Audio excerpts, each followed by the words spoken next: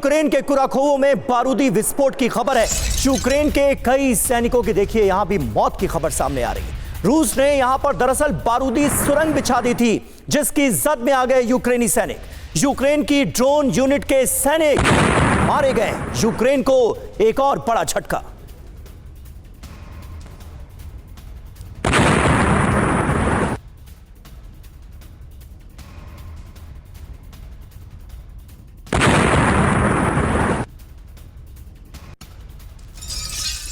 और देखिए कुर्स्क में जंग विध्वंसक हो रही है, लेकिन इसी बीच एक और बड़ा अपडेट आ रहा है कि रूस की सेना ने यूक्रेन के एक नए इलाके पर अपना कब्जा कर लिया है।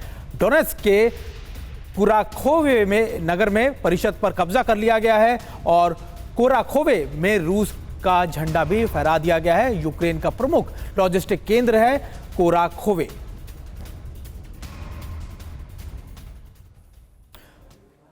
तो देखिए ये अपने आप में महत्वपूर्ण है। प्रोफेसर संजय भारद्वाज, कहां तो कुर्स्क की सरजमीन बचाना बहुत मुश्किल हो रहा है यूक्रेन के लिए, क्योंकि नॉर्थ कोरियाई सैनिक भी रशियन सैनिकों के साथ यहां पर मौजूद हैं। और अब जो खबरें सामने आ रही हैं उसमें कई नए इलाकों पर कब्जा करके रूस यूक्रेन के इलाकों पर अपना झंडा फहराता हुआ नजर आ रहा है। और ये बड़ा अहम लॉजिस्टिक सेंटर है कुराखोवे का, जिस पर रूस का कब्जा हो गया है। तो रूस क्या अब ये साफ तौर पर कहा जा सकता है कि इस जंग में बड़ी बढ़त लेता हुआ नजर आ रहा है?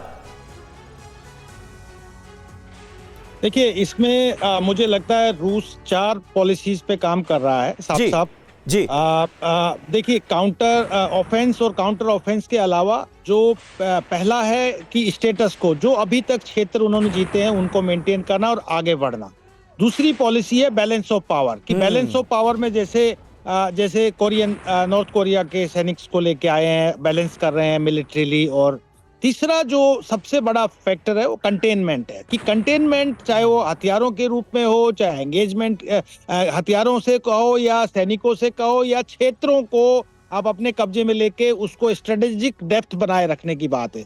जो चौथी बात है जो मुझे लगता है कि कहीं न कहीं पिछड़ रहा है, वो है एंगेजमेंट, कि कहीं पर रूस को भी एक एग्जिट नहीं मिल पा रहा है, कि जो क्षेत्र, जो प्रभाव और जो चाहते थे वो रूस मुझे लगता है एक तरीके से अचीव कर चुके हैं, कि कुछ क्षेत्र उनके पास आ गए हैं। यूक्रेन को नाटो का सदस्य नहीं बना, ये सब होने के बाद लेकिन कहीं नेगोशिएशंस और एंगेजमेंट, पॉलिटिकल एंगेजमेंट नहीं हो रहा है। मुझे लगता है कि पुतिन भी इंतजार कर रहे हैं कि 20 जनवरी के बाद में ये रास्ता साफ होगा। तब तक कुछ जो भी अचीव कर सकता है वो उसके रशिया के लिए गेन होगा। तो मुझे लगता है पुतिन ये 4 पॉलिसीज पे साफ काम कर रहे हैं, और जो चाहते हैं वो उनको मुझे लगता है प्राप्त करने में सक्सेसफुल होंगे। बिल्कुल भारद्वाज सर, ऐसा लग रहा है कि 20 तारीख का, 20 जनवरी की विंडो का फायदा हर कोई उठाना चाहता है। रूस भी चाहता है कि देखिए जब तक 20 जनवरी ना आ जाए तब तक जितने बड़े ऑपरेशन करने हो इन इलाकों में कर लिए जाए, जितने नए बड़े इलाकों को कब्जाना हो कब्जा लिया, ताकि नेगोशिएशंस के अंदर फायदा हो। और यही वजह है कि 20 तारीख से पहले हम इस तरीके के